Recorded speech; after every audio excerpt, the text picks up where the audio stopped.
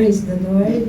I'm really humbled and grateful sa mga narinig ko pong encouragement mula po sa ating pong mga lingkod ng Diyos, and thank you so much for your encouragement. And we truly are we are just given the specific period of time to really serve the Lord. And pupunta na po tayo sa ating pagbibigay in our tithes and offering. Makibukas po tayo sa libro po ng 2 Corinthians chapter 9, verse 8, 10, and to 13. Sabi po dito, from verse 8, "And God is able to make all grace abound to you, so that in all things, at all times, having all that you need, you will abound in every good work." 10. "Now he who supplies seed to the sower and bread for food will also supply and increase your store of seed, and will enlarge the harvest of your righteousness. You will be made rich in every way, so that you can be generous in every occasion. And through us, your generosity will result in thanksgiving to God.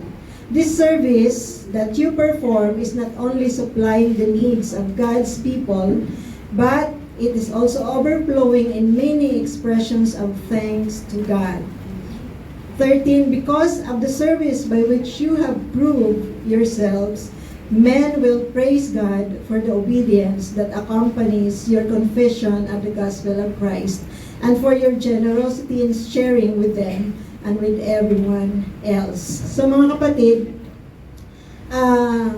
I got a few words from these verses na niremind po ng Panginoon po sa atin na the Lord is the source of everything, from small things to big things.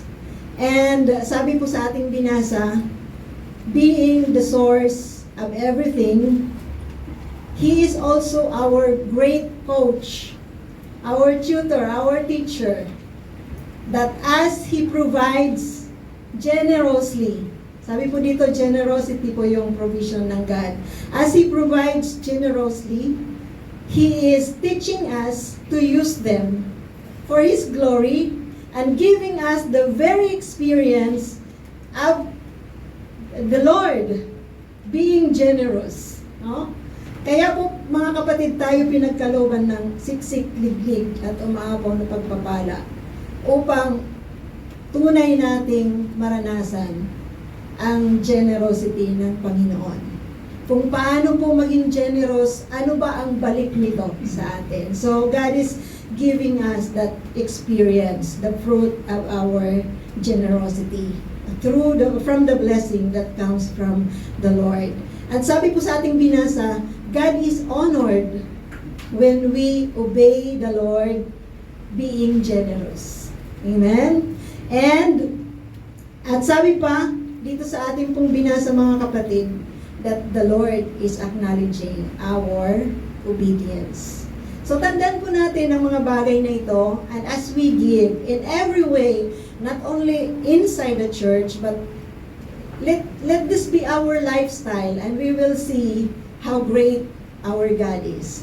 He will work in our lives, and He will continue to fill in the things that we have. He will continue to add in from the things that we have. Sino po yung natatakot, no, na magkaroon po ng Diyos who made the heavens and the earth? There is no fear, no, na magkaroon ng Diyos na yon, na gagamitin natin ang mga resources na mayroon tayo in order for us to glorify the Lord. So praise the Lord. Let's pray mga kapatid. Heavenly Father, we thank you so much, God, for giving us many blessings, O God.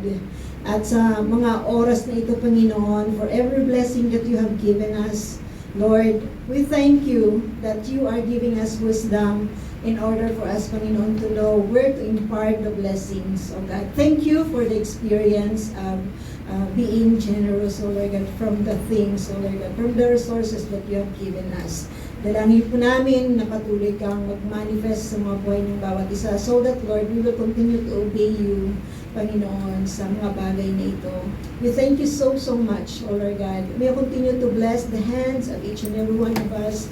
May you continue to take care of the health of each and every one of us. Patuloy ka po, Panginoon, mag-glorify as we do, Panginoon, in obedience, your command to us.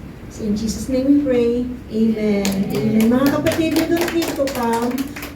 Yung ating pong ushers ay pupunta po in order for the offering to be taken from